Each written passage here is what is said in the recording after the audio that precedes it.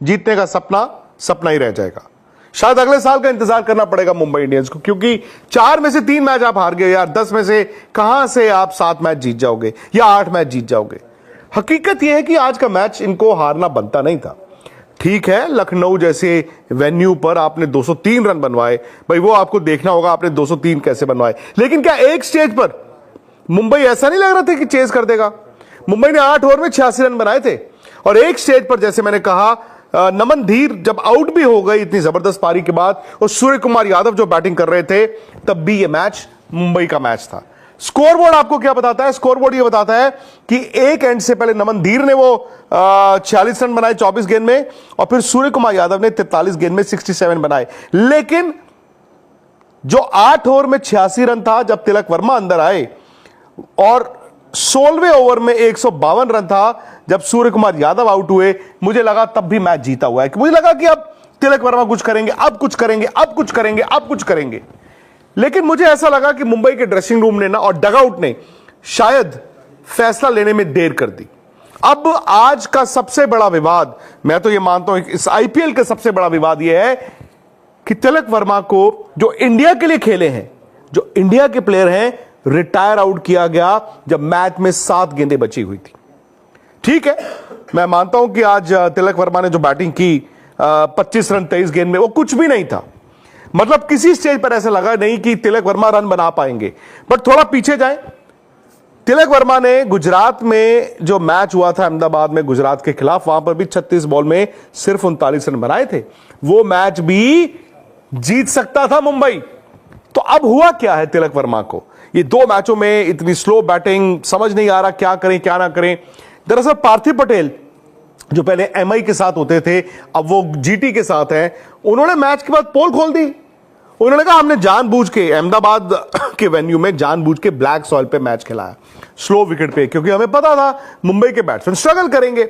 अब यहीं पर लखनऊ में भी हुआ, यहां पे भी ब्लैक सॉइल थी, स्लो ही सरफेस थी। अब सूर्य कुमार यादव को नहीं दिक्कत आई, नमन धीर को दिक्कत नहीं आई, to an extent even Hardik Pandya को एंड में दिक्कत नहीं आई। लेकिन तिलक वर्मा दोनों मैचों में उन सरफेसेस पे फंस गए। आखिर मुंबई वाले इतने बेवकूफ कैसे हो सकते हैं दोस्तों? मतलब मुंबई की टीम, मुंबई का डगआउट, मुंबई का ड्रेसिंग रूम, कि वो तिलक वर्मा की तरह मिचेल सैंटनर को बैटिंग के लिए बुलाए।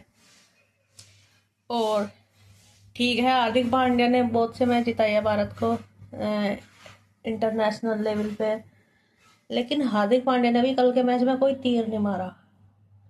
अगर जब हार्दिक कप्तान है तो ऐसा तो है नहीं कि तिलक वर्मा बिना हार्दिक की परमिशन के या बिना हार्दिक को बताए ग्राउंड से बाहर चले गए हो, बैटिंग से बाहर चले गए हो। और इतना कौन सा वो तोप मारे, हार्दिक भी सिंगल ले रहे थे 19वें ओवर में, और ऊपर से जब फाइन लेग पे बॉल गई तो डबल होना चाहिए था वहाँ। चलो डबल सिंगल जो भी था, लेकिन हार्दिक ने नहीं लिया, नहीं दी स्ट्राइक मिचेल सैंटनर को। तो भाई साहब, तो फिर तुमने मिचेल को बुलाया क्यों था बैटिंग के लिए? जो सभी सवाल कर रहे हैं, क्या मिचेल सैंटनर तिलक वर्मा से बड़ा हिटर है? अब जब आपको यह पता कि 4 ओवर है, 4 ओवर में 52 रन हैं, मैं ये मान रहा था कि मुंबई मैच जीत गया, लखनऊ शायद डिफेंड नहीं कर पाएगा। सूर्य कुमार यादव दबाव में आउट हुए। आई थिंक दूसरे एंड से जब तिलक वर्मा के रन नहीं आ रहे थे, सूर्य कुमार यादव आउट हुए। उसके बाद क्या हुआ? 19वां और 20वां ओवर। अच्छा, हार्दिक पांड्या भी एक अजीब से हार्दिक पांड्या दिखते हैं, स्पेशली जब वो कप्तान हो। वो कप्तान होते हैं, फिर वो धोनी की तरह ना, मैं एंड तक लेकर जाऊंगा वाला माइंडसेट से खेलते यार। वो धोनी के लिए चलता था, जरूरी नहीं हर किसी के लिए चले। खैर, 2 ओवर है, शार्दुल ठाकुर के हाथ में बॉल है, 12 बॉलें हैं, 29 रन है। और चूंकि हार्दिक पांड्या खेल रहे हैं, मुझे तब भी लगा हो जाएगा। पहली 5 बॉलों पे 5 सिंगलें आई, लेकिन जो 5वीं गेंद पर एक सिंगल लिया तिलक वर्मा ने, मुंबई के डगआउट ने इशारा किया, उन्होंने तिलक वर्मा को रिटायर आउट किया।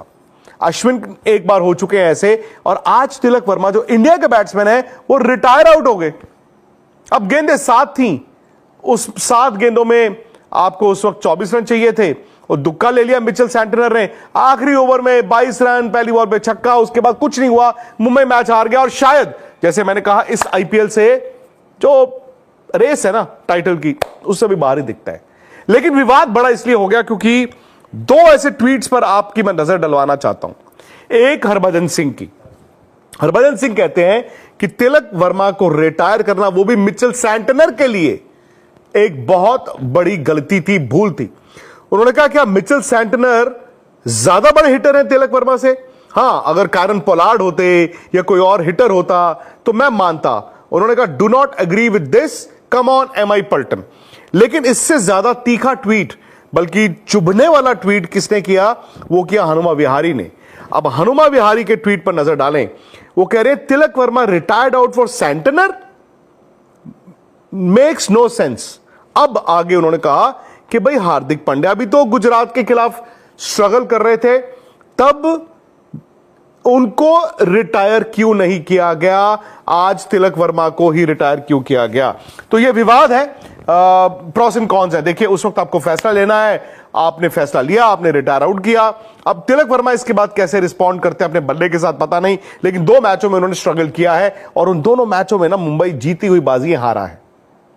अब तारीफ होगी लखनऊ की, ऋषभ पंत के रन्स तो नहीं है, लेकिन एक कप्तान के तौर पर जब मैच आपके हाथ से फिसल गया था, आखिरी 4 ओवर में मुंबई को सिर्फ 52 रन रह गए थे, शार्दुल आवेश ने जो 19वां 20वां ओवर डाला और जो कप्तानी में उन्होंने फील्ड ली, भाई उनको भी क्रेडिट जाता है। लखनऊ जिंदा है, लखनऊ जिंदा है। लेकिन अगर आप पॉइंट्स टैली पर नजर डालें तो ऐसा लगता है कि शायद मुंबई हैदराबाद, चूंकि ये दोनों टीमें 4 मैचों में 3-3 हार चुकी हैं, भाई इनके लिए शायद जो लास्ट 4 की दौड़ है वो अब मुश्किल हो गई है, मुश्किल हो गई है। मुंबई घर जाएगा, मुंबई ये सोचेगा कि यार सीजन तो शुरू भी नहीं हुआ और हमारे लिए खत्म हो गया। बुमराह कब आएंगे पता नहीं, लेकिन अभी कह रहे हैं कि कम से कम 2 या 3 और मैच, तो तब तक मुंबई के लिए लेट हो चुका होगा। लेकिन मेरे लिए आज एक ऐसी अपॉर्चुनिटी थी, मुंबई जो जीत सकता था, एक तरह से इतिहास रचता, इकाना स्टेडियम में चेज करता, नहीं कर पाए। अब एक और मैच आ रहा है बहुत बड़ा, यह है चेन्नई सुपर किंग्स के लिए, और कहा जा रहा है कि धोनी इसमें कप्तानी करेंगे दिल्ली के खिलाफ। ये 3:30 बजे दोपहर को मैच है, सैटरडे।